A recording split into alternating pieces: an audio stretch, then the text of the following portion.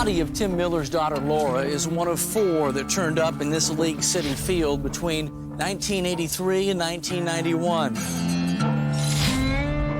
Why don't we want to solve this? This is a big deal here. It was kind of a Wild West. There was a lot of good old boys type stuff going on. I invented drive-by shootings in Dickinson, Texas. Yes, I fought Clyde Hedrick. Wrong place, wrong time, you know, run into the devil sometimes. Now, we really have a reason for this to be called the damn killing fields.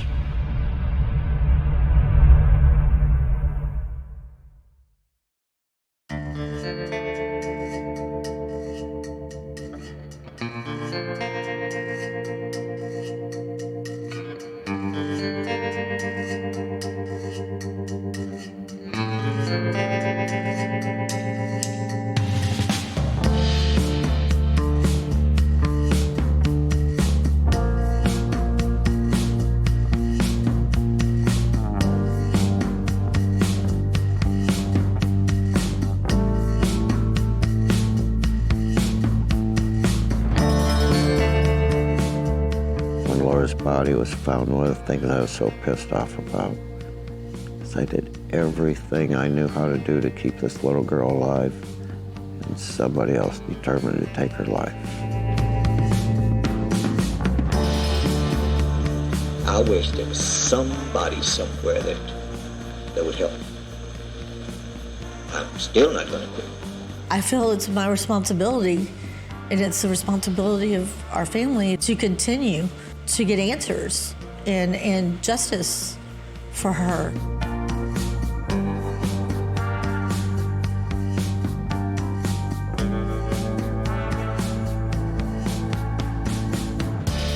And very, very, very early on, right after Laura's body was found, Clyde's name was brought up.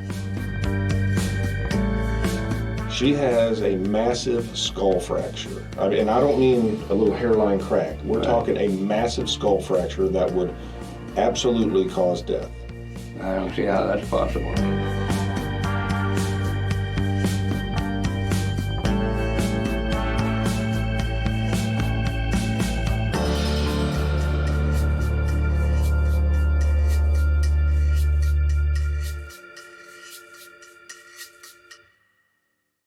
Today's date is April the 4th. It's Thursday, and it's 8:42 a.m.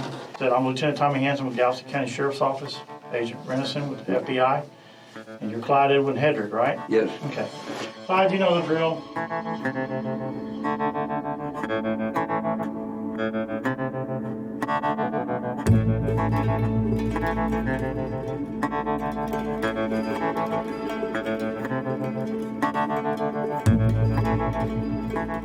Ellen Beason, along with a friend of hers, Candy Gifford, and Candy Gifford's husband, and a man named Clyde Hedrick had all been at Texas Moon, which is a club that was in League City, for a fundraiser.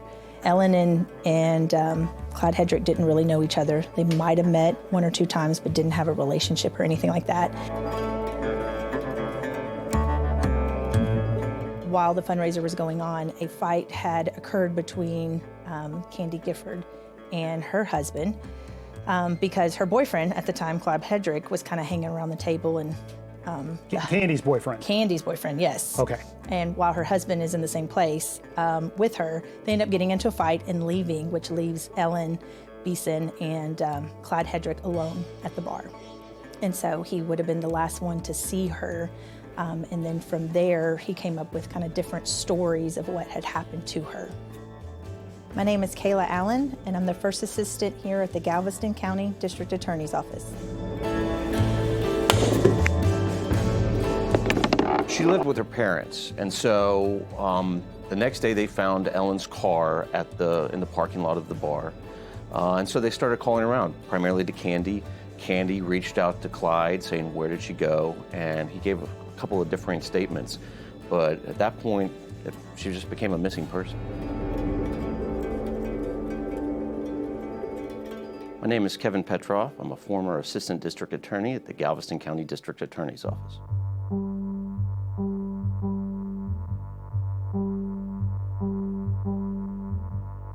So the original story was that he and Ellen had left the bar and had gone to Candy Gifford's house. They drove by the house, no lights were on. And so they went back to the bar, and when they got out of the car, she started walking into a direction that he thought was her car, because remember, they didn't know each other. But she ended up getting into a vehicle with someone else. Basically, he left her alive walking in the parking lot. He went back in the bar. I think the police bought it a little more than Candy Gifford bought it. I think with Candy, because her relationship with Clyde extended for several months after that, a year or so after that. So she kept at it. She kept asking him repeatedly, what happened to Ellen? Tell me again about what you say happened with Ellen.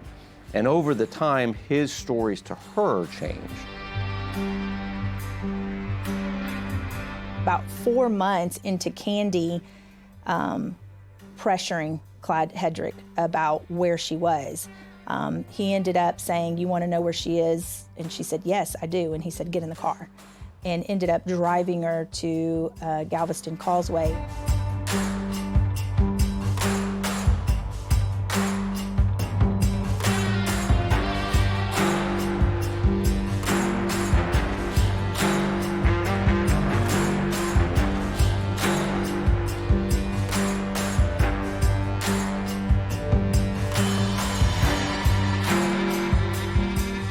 Area out there, it's kind of desolate, not a lot of stuff out there. It's a dumping ground. Have trash out there, tires out there. There was a car seat, not car seat as in baby car seat, but like a seat that had come out of a car. Oh, an actual seat of a car, yes. Yeah. He took her out there and lifted up the seat and said, there's your friend, Ellen Beason. And it was her remains, and she knew it was her remains because she still had her necklace on. And she recognized the necklace as Ellen's necklace.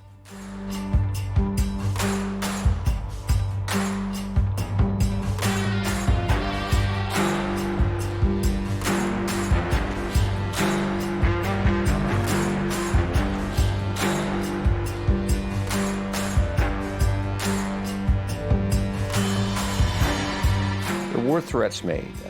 He explained that you tell anybody, you could be here too. And I think threatened the rest of her family as well. So she didn't tell anybody initially. It wasn't for another probably 5-6 months before there was another fight between she and Clyde Hedrick when he burst into her home that she went to the police and told.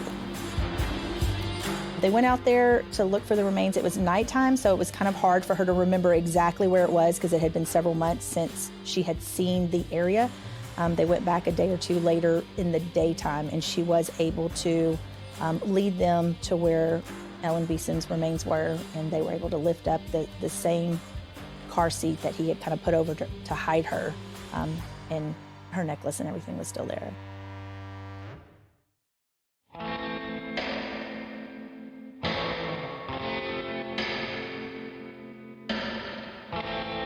At that point, what he says is that him and Ellen Beason left the bar together, so he admits that they were he was the last person with her. They went to the Dickinson sand pit where she wanted to skinny dip. He didn't want to. He didn't know her that well, but that she had taken her clothes off, jumped in the water, was trying to coax him into the water, and he didn't want to go in the water. And then he was just sitting on the back of the bed of the truck drinking a beer, and all of a sudden he couldn't hear any noise, so he flipped on his lights to his truck and saw that she was floating in the water.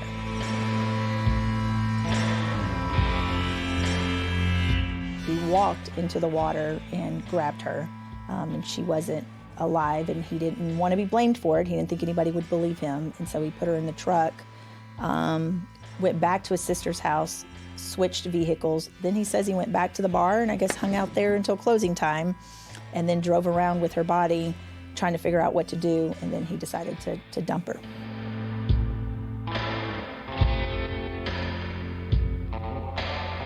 The situation for prosecutors at the time and law enforcement is, this is obviously a suspicious circumstance, finding a body buried this way. Candy Gifford had come and said that he put her there. But once the body was recovered, it was taken, as all bodies in this situation are, to the medical examiner's office for an autopsy. And what the autopsy concluded at the time from a Dr. Korndorfer was that there was no way to say how she died. The manner and means of death couldn't be determined. So back then, prosecutors really, that put them at a disadvantage. And so the only charge that they brought at that time was a misdemeanor, which was abuse of a corpse, in that he drove around this dead person. That's the one thing they could prove.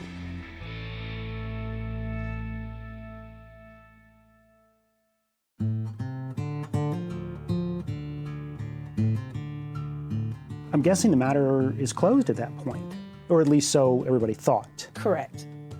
It was until League City decided in 1993 to exhume her body. We know there was, as there have been for years, especially in the League City area, a task force that looked at the killing of young women. It's the Killing Fields is obviously well known in this area. And so I think as part of that task force, Ellen Beason fit that profile. I mean, a woman that went missing, showed up dead in unusual circumstances, except for in this case, you actually have a suspect. They just couldn't make anything at the time.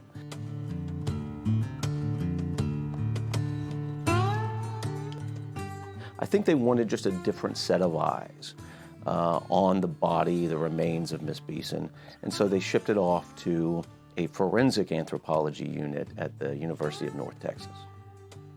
They sent her remains off in 1994 to Dr. Gil King. And one of the things that he notices when he first gets the body is the skull and how it hadn't been defleshed. It still had all the tissue around it. So he was the person who defleshed it and removed the tissue from the skull.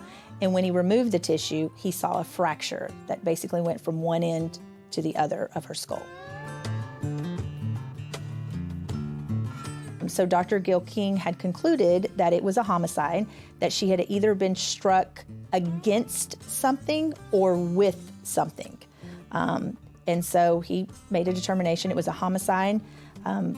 Just to have someone else look at it, another medical examiner, we then sent the body her remains to Dr. Mark Krause, who was with the Tarrant County Medical Examiner's Office, and he also came up with the same conclusion that it was a homicide and that it was basically blunt force trauma to her skull. Massive trauma is what they indicated. It was just a huge amount of force on this person's skull. This was done either with an object or against an object at or near the time of death.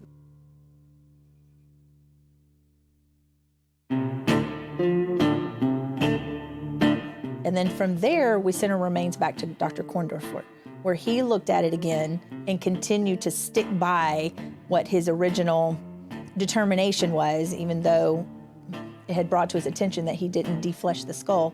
He was very clear in letters he wrote to the Dr. Gil King and Dr. Krause that was done post-mortem, meaning well after the death, that may have been something that was done during the disinterment or during their examination at the University of North Texas. And he remained convinced at the time that had nothing to do with the death of Ellen Beason. How did he explain not defleshing the skull? He simply denied it. He indicated that he had, in fact, defleshed the skull. Now, that was despite having photographs that Dr. Gil King took upon receiving the skull, which showed not only large portions of flesh on the skull, but exactly where the trauma was, exactly where the fracture was. That would have been 1996, having both of their opinions and Dr. Korndorfer receiving the remains back and reevaluating it for a second time. And then she was put back into the ground, and that was it. Nothing happened with the reports or the information, so it just sat there. Was there any notation as to what happened after just... There really wasn't even anyone for us to ask, like, why didn't something happen? Why did you all decide not to do anything? It's just work stopped on the case.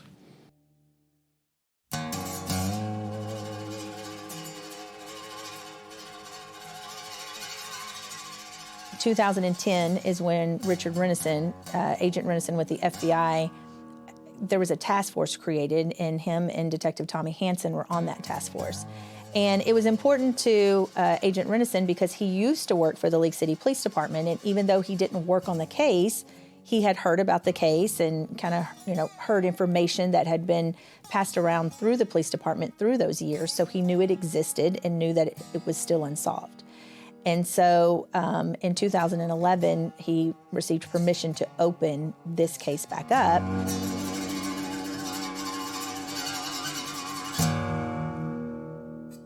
They knew Clyde Hedrick was attached. They knew he ditched the body. The question was, is it murder? Not being an attorney, I didn't know if we would be able to even charge him with homicide if we were able to gather the evidence to do it, because he had the conviction of abuse of a corpse. And that's what Kevin Petroff and Jack Rohde were very integral in that, and they did their research and determined that, yes, you can still file homicide, even though he has been convicted of abuse of a corpse. My name is Richard Renison. I'm a retired special agent with the FBI.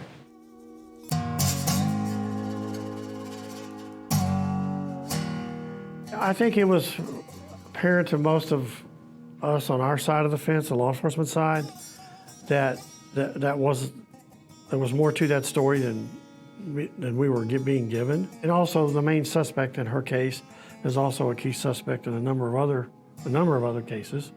So, we thought, well, if we could make him on one, that's better than nothing. Lieutenant Tommy Hansen, Galveston County Sheriff's Office, Major Crimes Unit, Cold Case Investigations.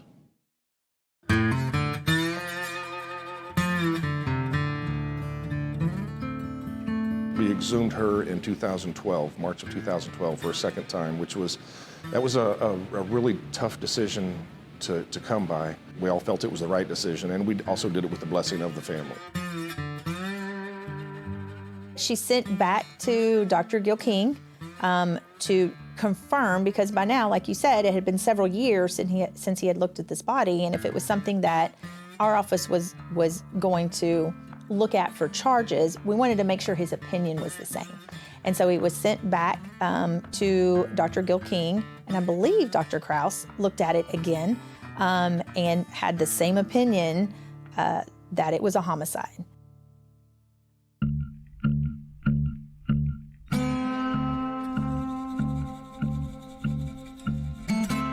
Let's start with Ellen Beason. Who's that? I know you showed me a bunch of pictures, but I can't remember the name of them. Remember the name Ellen Beason? Clyde is old school. He will let you interview him, but he will absolutely just not confess.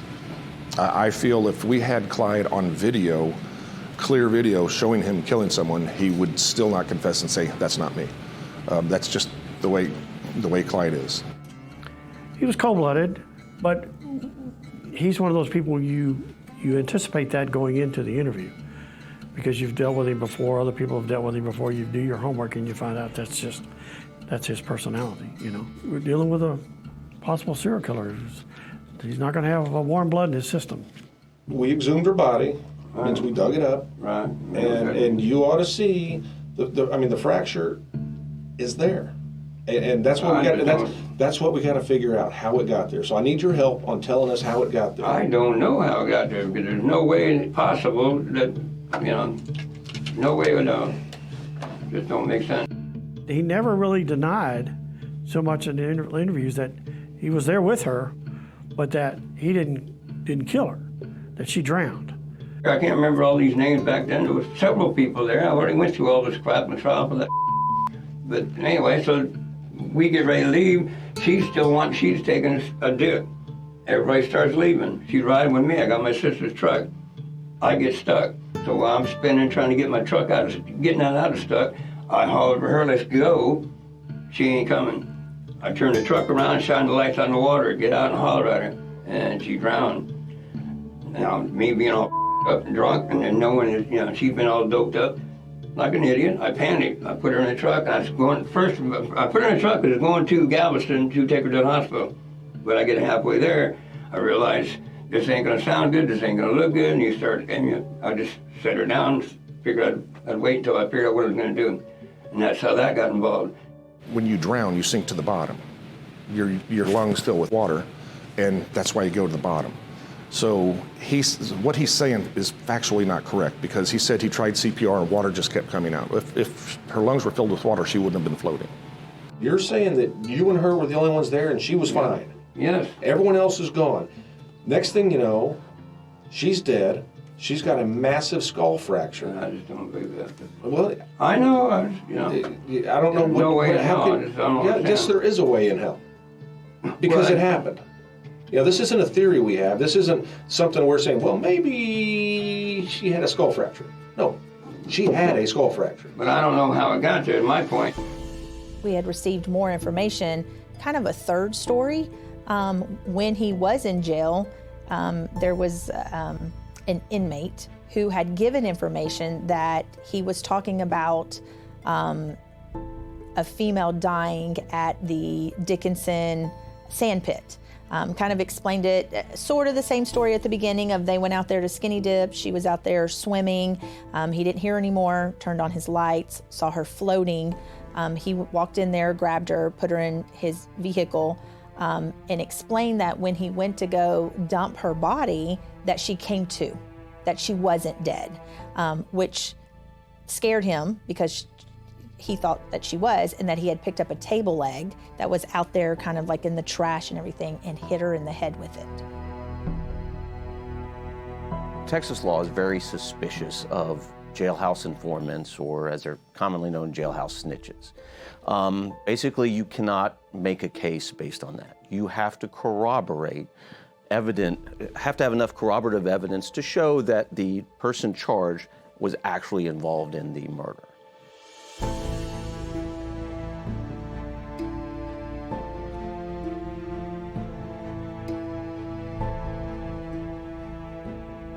A bigger hurdle came from when suddenly, when we approached them years later, the medical examiner's office told us that they did not have the file or any of the photographs from the autopsy from the original. So that was certainly a problem that we had. What we had was Dr. Gilking's full report, all of his photos, same with Dr. Krause. We also had the correspondence between Dr. Korndorfer and Dr. Gilking, where Dr. Korndorfer was saying, this wasn't my mistake, this was your mistake, I defleshed the skull. And so we knew that there were files, we knew this was going to be an issue at trial, but we didn't have the medical examiner file. Finally, we were able to get a meeting with Dr. Korndorfer, who had long since retired. We met with him in his home, and at that point, he presented us with the file on Ellen Beason, which had the original autopsy report, as well as most of the autopsy photos. And that's when he explained, it turns out we had these in a storage unit in Houston, and so that was a big break for us.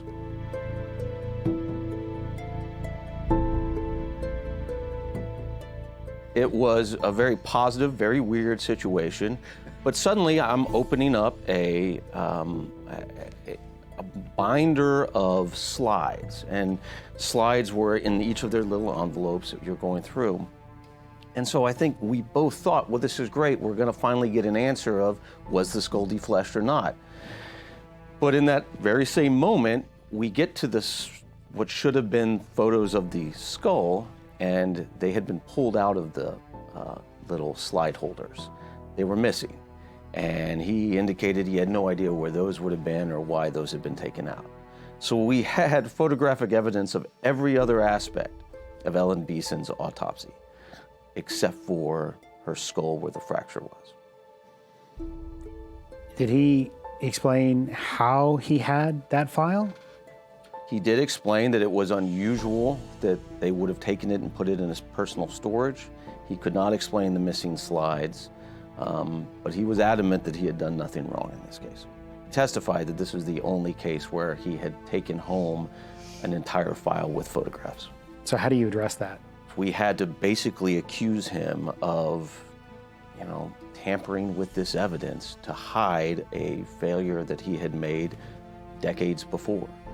And it was an unpleasant cross-examination. He was angry. But it's something that I think the jury pretty quickly was able to see, well, there was some misdoing here.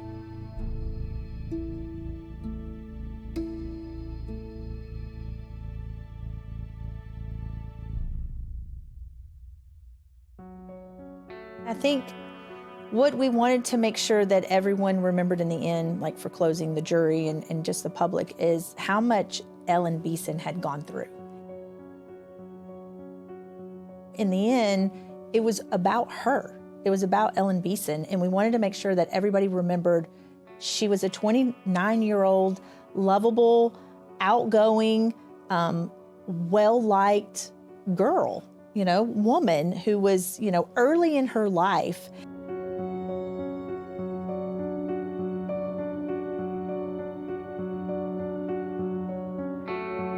The difference between manslaughter and murder is really the intent, and whether it's an intent to kill or a reckless act that led to a death. And because we couldn't really tell them exactly what the mechanism of her murder was, I think they tended to lean more towards where this could have been reckless as opposed to intentional. For a guy who had dodged justice for just decades, and a cold case from that far back, we were very happy with the jury's verdict. I think a large reason that we got the maximum sentence on the manslaughter charge was because of the testimony about the way he lived his life, and that primarily came from his daughter, who just told horrifying stories of the house that she grew up in and how he was a predator around her at all times. It was very emotional testimony, and I think it really struck the jury. He sexually assaulted me. He sodomized me. I was a little kid.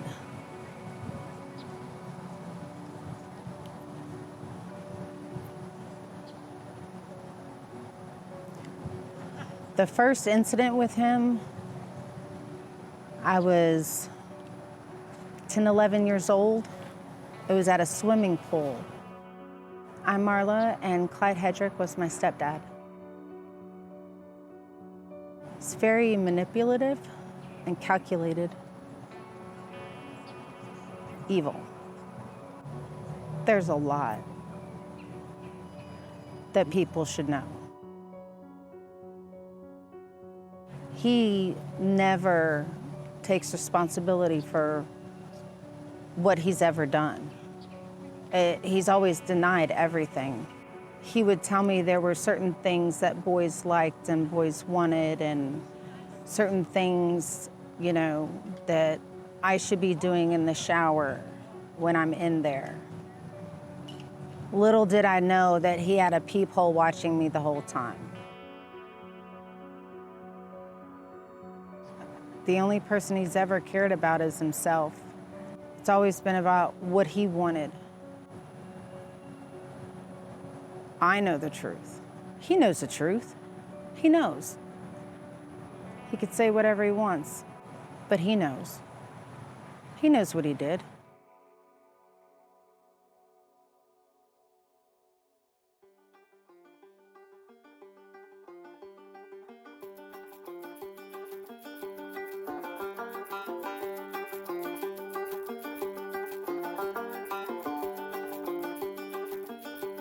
One of the things that we gave notice of that came from a jailhouse snitch that we couldn't corroborate and didn't come into trial was that he was involved in the death of Laura Miller.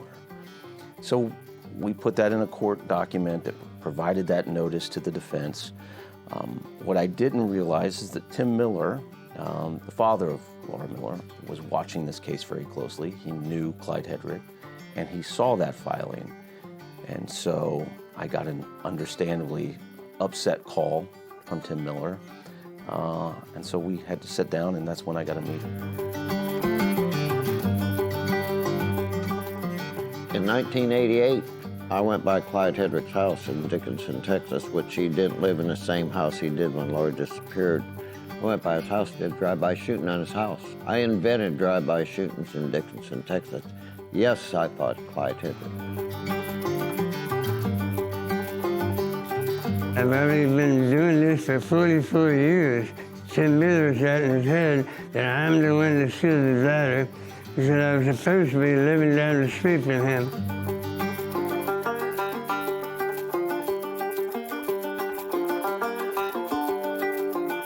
how is it you are connected to all these women and they all end up dead?